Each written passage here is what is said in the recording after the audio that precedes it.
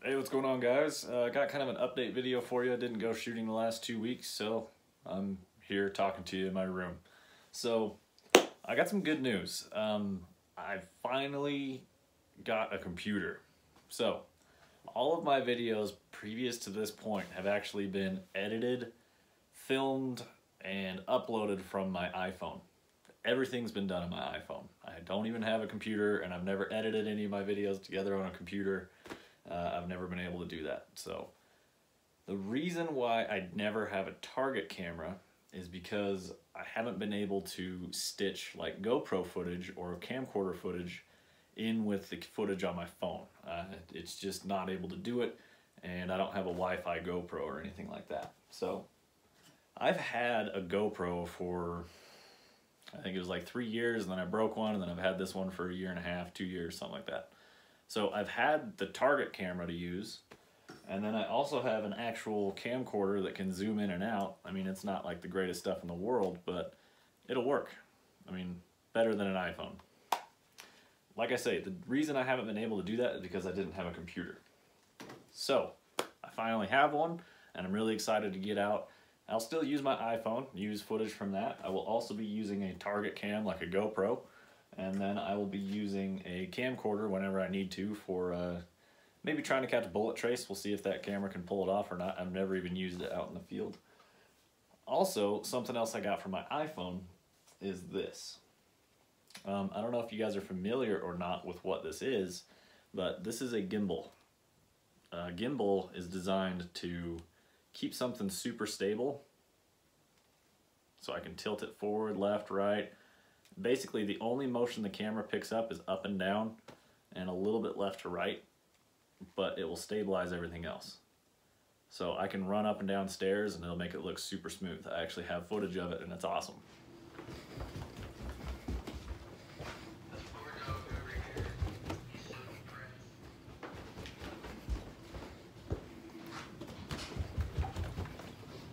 I can point it up or down. And it's really cool. I can control all the different features from the remote itself. This is the Zhiyun Smooth 4, however you pronounce it, I don't know. I've heard pronounced 9 different ways. But it's really cool, and it'll help me get some nice smooth like cinematic shots and nice panning shots, and everything will look all buttery smooth, and it'll look really good. So basically what I'm saying here is that the quality of my videos is going to be going up, hopefully. So I've got this new fancy fun toy to play with. I'll be able to do cool like time lapses and motion tracking and all sorts of stuff like that. I'm gonna have a target camera soon, and then I'm also gonna have a actual camera that can zoom in. It films in 1080. So good things to come for the channel, and I'm really excited for it.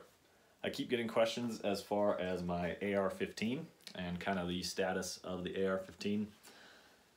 After making the video, I'm 98% sure that if I just get a small base 223 die, it will fix all of my problems I'm having. Basically, the brass is getting stuck in the chamber. So I am full length sizing. I had a bunch of questions about that. Any of my semi-automatic rifles, I full length resize for. That's all I've ever done. I don't own a neck size die for a 223. So I still haven't gone out and tested that yet. I also need to go buy a small base die. I was gonna go out and test a bunch of brass that was cut perfectly to the same length. It was all prepped exactly the same. I did a large batch of it, and that's the 5.56 that came from the Mark 262 Mod 1. And that's what I was gonna be using in this new barrel. I was gonna create a load with that brass because I got like 1,000 pieces, so might as well use it all. So good stuff to come with that. Good stuff to come with the filming. Like I say, it's gonna be fun playing around with this thing, getting some cool different shots. I can do some weird effects with it and fun stuff like that. And then my editing, I'm gonna be able to stitch together multiple types of footage like GoPro, iPhone, camcorder, all that sorts of great stuff. The AR-15 will be back up and running soon. It's got iron sights on it right now because I actually had to ship out one of my SWFA scopes. From the day that I bought it, the reticle was canted, and finally it kind of ended up on its rifle that it was going to live on, and that's my Tikka 7 WSM. But for doing precision work, I need to know if my scope is level, and with a canted reticle, it makes it look like my scope's crooked, and I don't have a bubble level on it, and I don't know whether to trust where the reticle is or where the turrets are, so I had to ship it back. And SWFA is getting that repaired right now. It's probably still getting shipped to them because I dropped it off yesterday. So good stuff coming. AR-15 should be back up and running as soon as I get a small base die. I should get the scope back in not too long, and then I should be able to put an optic back on top of the AR. I'll go out and shoot it with iron sights for a little bit. They're not very finely adjustable. Otherwise, I'd try and do some long-range shots. It's got a big, thick front post on it, and I know that I won't do very well at a couple 100 yards with it. Before I go, I almost forgot, there is a website that I am a part of. I've become an author on it, and what it is it's called the Reloaders Network. So if you've heard of Loads of Bacon, or any of the casting and reloading guys, like Full Lead Taco's on there as well, Von Precision's there, I am on there to kind of help discuss my long-range reloading and all that. What it is it's a site for shooters and reloaders, and then authors can post basically what they've tested on, or they can post a link to their video that shows what they did, and then they can write an article on it, and then people can comment and discuss further details of the videos that they posted. So I put up my first post actually today, and it's about why someone would choose a bolt-action AR-10 over, say, just a regular bolt-action rifle. So I put up my views and opinions on it, what I think the ups and downs of both ways to go are, and why I like it and why I don't like it, things like that. So go to the Reloaders Network. I will link it down in the description, and be sure to check it out. It needs more traffic.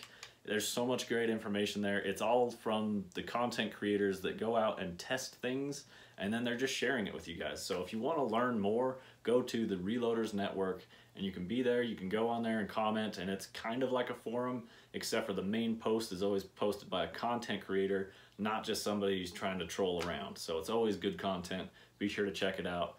And that's it for now. So we'll talk to you guys later. I'll continue to post more there, and I'll be sure to mention it in my future videos. Thanks to anybody who goes and checks it out. Please do. Everybody there is awesome, and they're just trying to help everybody else learn just like we're trying to learn. So we'll talk to you guys later. Thanks for your time.